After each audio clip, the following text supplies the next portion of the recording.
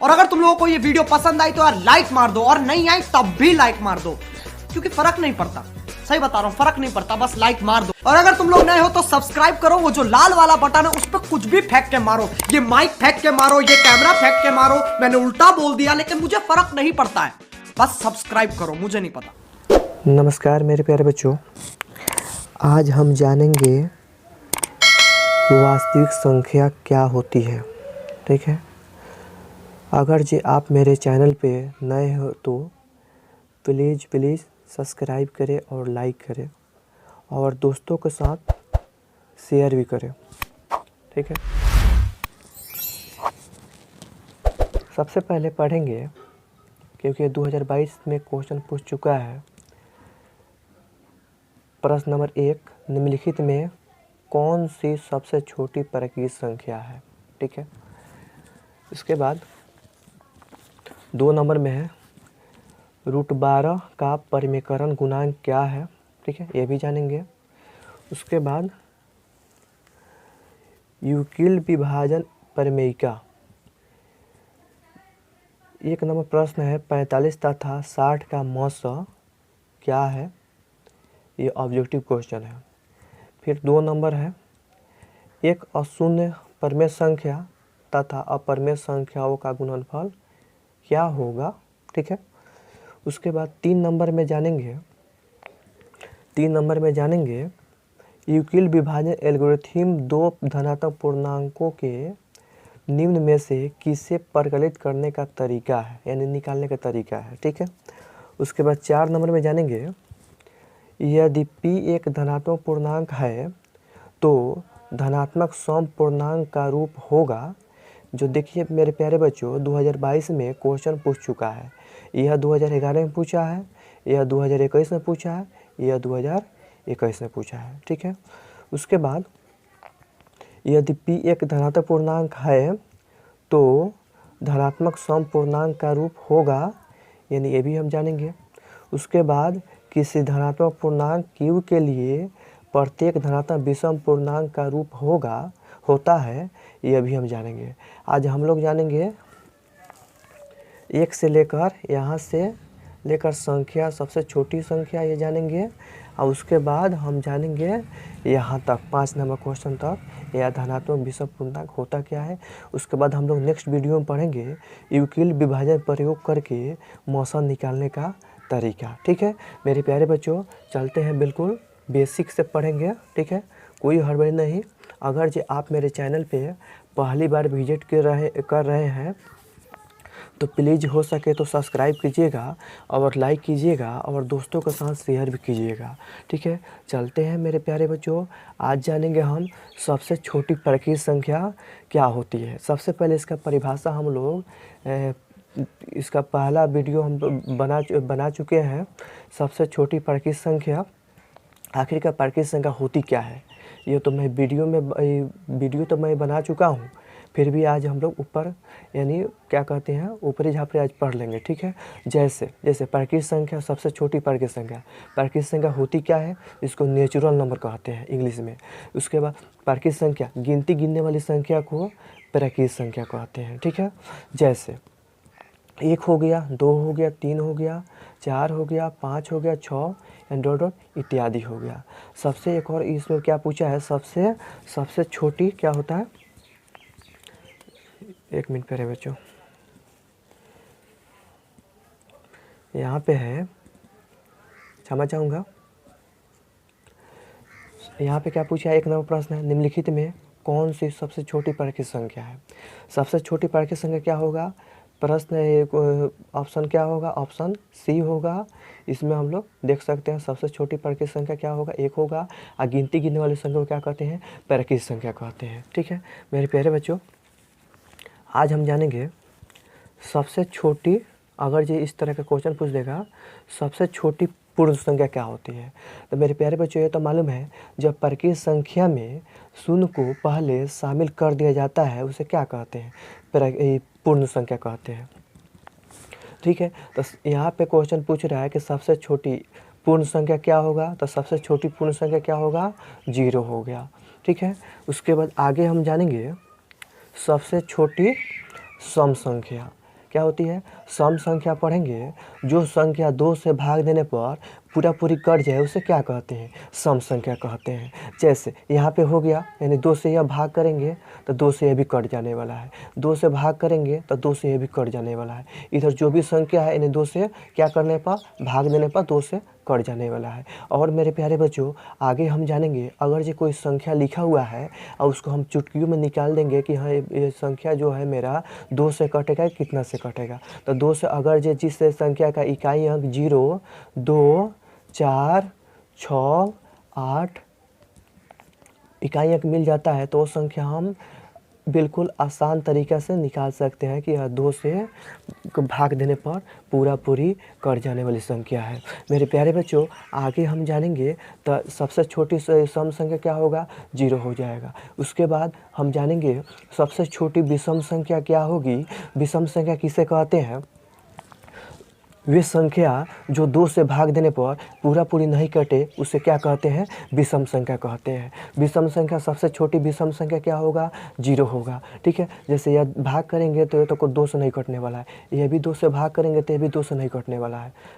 2 से भाग करेंगे 3 को तो यह भी नहीं कटेगा, ना यह 2 से 5 कटेगा, ना 2 से 7 कटेगा, ना 2 से मतलब यह शेष बच जाने वाला है। उसके बाद ना 2 से 11 कटने वाला है और सारे संख्या हो गए। एक और मेरे प्यारे बच्चों आगे पढ़ेंगे, जितना आभास संख्या होती है वो सब संख्या क्या होती है? विषम संख्या होती है। आभास संख्या की गिनती हम लोग विषम संख्या में भी कर सकते हैं, विषम संख्या की गिनती आभास संख्या में भी कर सकते हैं।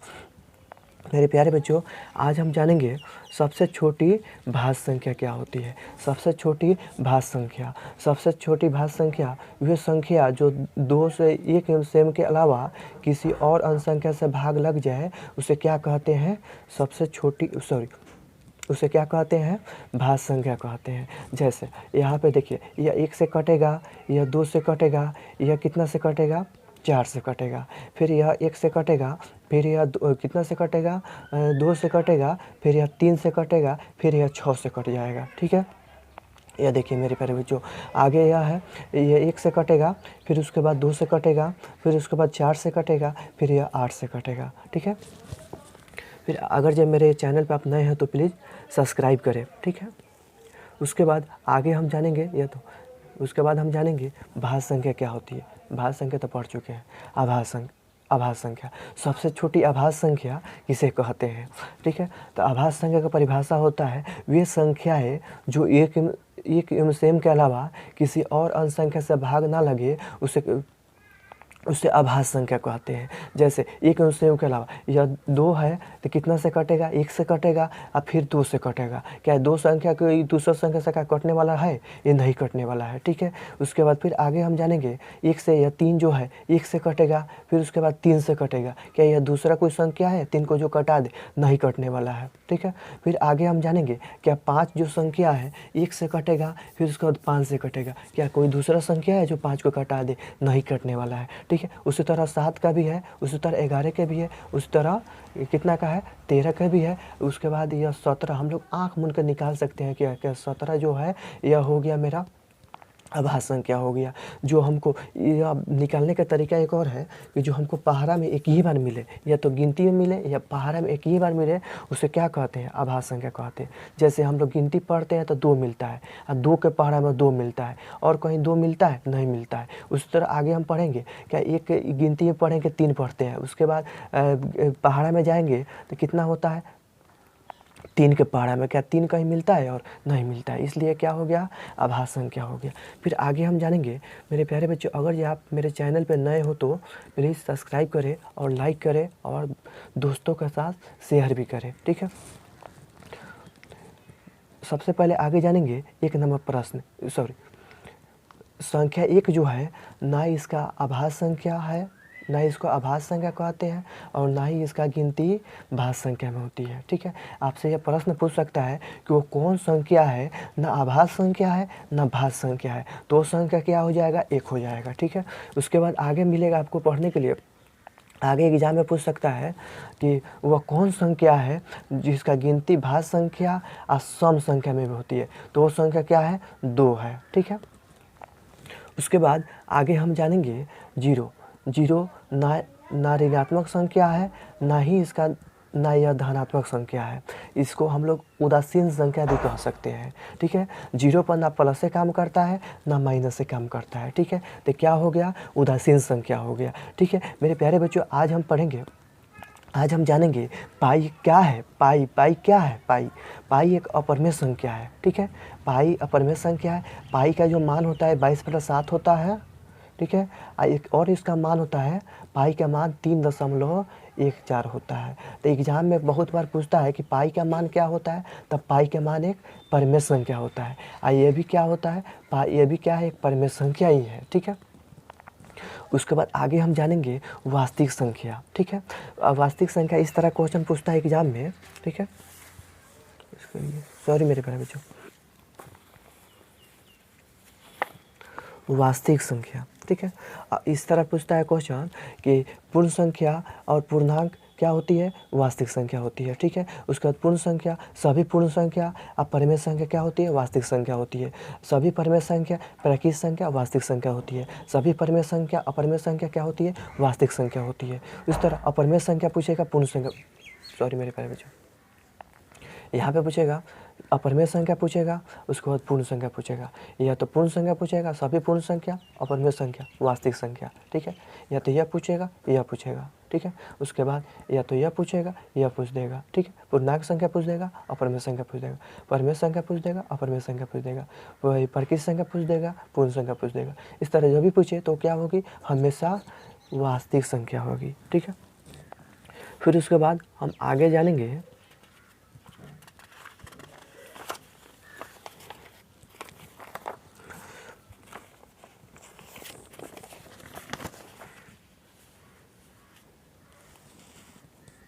फिर आगे हम जानेंगे, ये तो हम पढ़ चुके हैं। हाँ, 2 नंबर प्रश्न है जो 2022 में एक क्वेश्चन पूछ चुका है। ठीक है, 2 नंबर प्रश्न है, √12 का परिमेयकरण गुणांक क्या होगा। ठीक है, तो इस तरह का हम क्वेश्चन बिल्कुल आसानी से हल कर सकते हैं। √12 का परिमेयकरण गुणांक क्या होगा, √12 हो गया। ठीक है, इसका सबसे पहले हम लसन निकालेंगे। लसन निकालने का तरीका है, ठीक है, 2 से लगाएंगे तो 2 से 2 छक 12 हो गया, फिर 2 से लगाएंगे 2 3 6 हो गया। फिर इसका जैसे 2 यहाँ पे 2 को पूरा गया तो एक बाहर निकल जाएगा, उसके बाद जिसका नहीं पूरा है वह रह जाएगा, रूट में रह जाएगा। तो ऑप्शन क्या हो जाएगा, ऑप्शन हम लोग का ऑप्शन डी हो जाएगा। ठीक है, फिर उसके बाद फिर आगे हम जानेंगे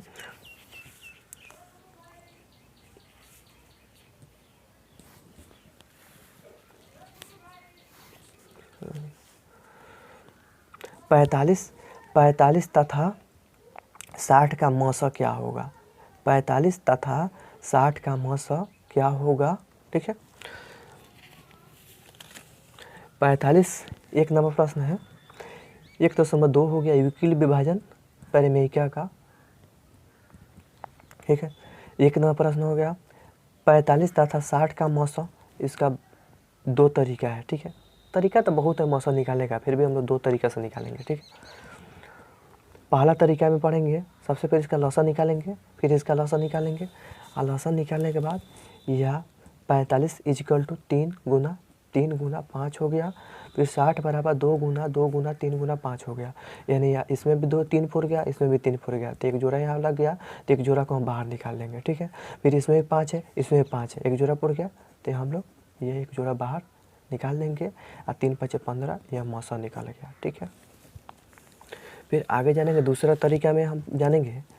दूसरा तरीका 45 और 60 को हम क्या करेंगे, भाग देंगे, और भाग देने के बाद कितना, 45 से कम 45 हो गया, और 60 को हम लोग क्या कहते हैं, भाज कहते हैं। 45 को क्या कहते हैं हम लोग, भाजक कहते हैं, और नीचे वाला को क्या कहते हैं, शेष कहते हैं। ठीक है, तो 45 से कम 45 जाएगा तो कितना हो गया, यह घटाने पर कितना आएगा, 15 आएगा। ठीक है, उसके बाद फिर 15 × 45 हो गया, शेष क्या हो गया, 0 हो गया। जहाँ भी शेष 0 हो जाएगा तो उसका मौसा क्या होगा, मौसा जो होगा हमेशा भाजक ही मौसा होगा। जैसे यहाँ पे यह भाजक हो गया, तो उसी तरह इतना हम ख़त्म करेंगे, इतना का मान लीजिए हम तोप देते हैं, तो फिर यह नया शुरुआत भाजक से हो गया। फिर इसको क्या बोलेंगे, भाज बोलेंगे, इसको क्या बोलेंगे, भागफल बोलेंगे, इसको क्या बोलेंगे, शेष बोलेंगे। इसलिए मेरा क्या होगा, भाजक ही क्या होगा, भाजक ही मौसा होगा। ठीक है, समझ में आ गया। फिर आगे हम जानेंगे, फिर इस तरह का क्वेश्चन पूछ देता है एग्जाम में, अगर जे वहाँ पे दो संख्या मिला था, अगर जे 3 संख्या का मौसा पूछ देगा निकालने के लिए 45 तथा 60 का 45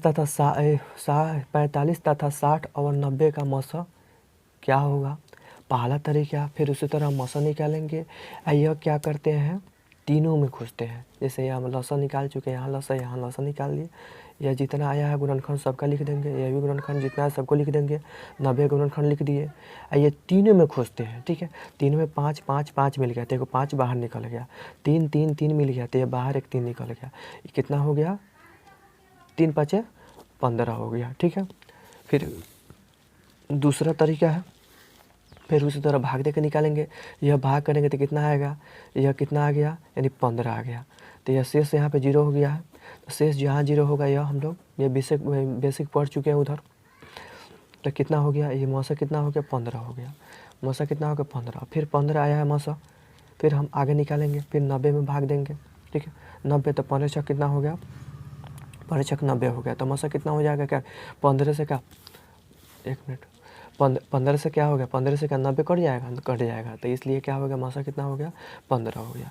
फिर उसके बाद आगे हम पढ़ेंगे मौसा। मौसा को इंग्लिश में हम क्या कहते हैं, HCF कहते हैं। जिसका एथी होता है इंग्लिश में होता है इसका इंग्लिश में फुल फॉर्म होता है लोअर हाईएस्ट कॉमन फैक्टर होता है। ठीक है, इंग्लिश में क्या होता है, इंग्लिश में लौसा को क्या बोलते हैं, LCM बोलते हैं। ठीक है, LCM बोलते हैं। ठीक है, जिसको इंग्लिश में क्या कहते हैं, लोवेस्ट कॉमन फैक्टर होता है। LCM तो निकाल दिया, यहाँ पे कितना हो गया, यह कितना 45 हो गया। 45 अभी इसको भाई कितना कर 2 से भाग किए हैं तो कितना हो गया, 2 से नहीं जाने वाला, यह 2 से चला गया, यह भी 2 से चला गया, तो कितना हो गया, 30 हो गया। 45 फिर 3 से 15 हो गया, फिर 10 हो गया, इसका 3 जाएगा 30 हो गया, 15 हो गया। फिर 3 से लगाएंगे, 3 5 15, 10 का 10 हो गया, 3 5 15 हो गया। 5 जगह 5 5 10 और 5 जगह 5, फिर इसको गुना करेंगे तो कितना हो गया, 180 हो गया। ठीक है, फिर आगे हम जानेंगे। मेरे प्यारे बच्चों, वीडियो थोड़ा लंबा हो जाए फिर भी कोई दिक्कत नहीं है, लेकिन हम लोग पूरा एक एक बिंदु को बिल्कुल जानते चलेंगे। ठीक है, एक और है 3 नंबर क्वेश्चन है। 3 नंबर क्वेश्चन, 3 नंबर क्वेश्चन हो गया। 1 मिनट मेरे 3 नंबर क्वेश्चन, 3 नंबर, हाँ 1 मिनट मेरे यहाँ पे पूछ रहा है 2 नंबर क्वेश्चन है। एक अशून्य परमेय और अपरिमेय संख्या का गुणनफल क्या होगा। ठीक है, हमेशा अपरिमेय संख्या होता है। फिर हम आगे यहाँ जानेंगे, एक अशून्य परिमेय संख्या तथा अपरिमेय संख्या का गुणनफल, और यहाँ पे मान लीजिए पूछ देगा जोगफल पूछ देगा। ठीक है, होगा परिमेय संख्या, यानी परिमेय संख्या पी बटा क्यू हो गया, जिसको अंश कहते हैं पी को, और नीचा को हर कहते हैं। इसका भी शर्त होता है जहाँ Q equal to not zero, यानी क्यू के स्थान पर 0 रखेंगे तो क्या हो जाएगा, परिमेय संख्या नहीं होगा। ठीक है, उस तरह आगे हम जानेंगे अपरिमेय संख्या। अपरिमेय संख्या जो संख्या पी बटा क्यू के रूप में लिखा नहीं जा सके उसे क्या कहते हैं, अपरिमेय संख्या कहते हैं। ठीक है, जैसे यहाँ पे √2 हो गया, √3 हो गया, √5 हो गया, √7 हो गया, यानी √9 हो गया, यह क्या हो गया, अपरिमेय संख्या हो गया। क्योंकि इसका वर्गमूल जब क्योंकि इसका जब लघुत्तम करेंगे तो 3 कितना बार आया है, 2 बार आया है, इसलिए 3 एक बाहर निकलेगा। यह कितना हो गया, 9 का वर्गमूल कितना होता है, 3 होता है। ठीक है, अगर जो आपसे अशून्य पूछ रहा है तो अशून्य मतलब शून्य को छोड़कर बाकी सब कोई भी संख्या है, तो यहाँ पे हम जैसे में हम यहाँ रखे हैं 5 रखे हैं। ठीक है, ये अपरिमेय संख्या हो गया। गुणनफल पूछ रहा है तब ये गुना करेंगे तो कितना, ये अपरिमेय संख्या नहीं होगा। उसके बाद अगर ये जोगफल पूछेगा तो अशून्य संख्या यह हो गया 5 हो गया, और जोगफल पूछ रहा है तो यहाँ प्लस लिखेंगे। और उसके बाद अगर जो यहाँ पे अपरिमेय संख्या हो गया और जोगफल कहेगा तो क्या होगा, हमेशा क्या होगा, अपरिमेय संख्या होगा। हमेशा क्या होगा, अपरिमेय संख्या हो गया। ये तो समझ में आ गया होगा। अगर जो कोई टॉपिक पर आप लोगों को समझ में नहीं आए तो प्लीज़ आप लोग कमेंट कीजिएगा। ठीक है, उसके बाद यूक्लिड विभाजन एल्गोरिथम 2 धनात्मक पूर्णांकों के निम्न में से किसे परिकलित करने का तरीका है। ठीक है, तो इसका यूक्लिड विभाजन का एल्गोरिथम का सूत्र होता है ए बराबर बी क्यू प्लस आर, जहाँ ए को हम लोग क्या कहते हैं, भाज्य कहते हैं, बी को भाजक कहते हैं, क्यू को भागफल कहते हैं, आर को क्या कहते हैं, शेषफल कहते हैं। कभी भी यूक्लिड विभाजन से हम लोग मौसा ही निकालते हैं, ठीक है। फिर आगे हम जानेंगे, ठीक है, ये तो हम लोग पढ़ चुके हैं। 4 नंबर प्रश्न है, यदि p एक धनात्मक पूर्णांक है तो धनात्मक सम पूर्णांकों का रूप होगा तो क्या होगा, 2p होगा, ठीक है, क्या होगा, 2p होगा, ठीक है। उसके बाद 5 नंबर पढ़ेंगे, किसी धनात्मक पूर्णांक q के लिए प्रत्येक धनात्मक विषम पूर्णांक का रूप होता है तो क्या होता है, 6q प्लस 1 होता है, क्योंकि यह मेरा सम संख्या हो गया, यह सम संख्या, यह भी सम संख्या है, यह भी सम संख्या, यह भी सम संख्या है, यह मेरा सम संख्या हो गया, यह एक क्या हो गया, यह हो गया मेरा विषम संख्या हो गया। इसलिए क्या हो गया यह, इसलिए ऑप्शन सी होगा, ऑप्शन सी विषम पूर्णांक का रूप होता है, ठीक है।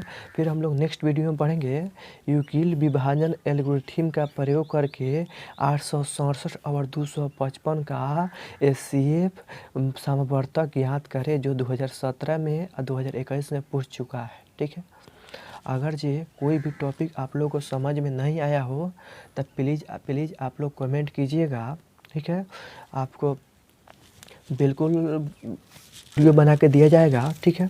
मेरा व्हाट्सएप नंबर है 97, ठीक है, मेरा व्हाट्सएप नंबर है 97 088 16 876। प्लीज़ आप लोग कॉल मत कीजिएगा, ओनली व्हाट्सएप कीजिएगा। व्हाट्सएप नंबर है, ठीक है।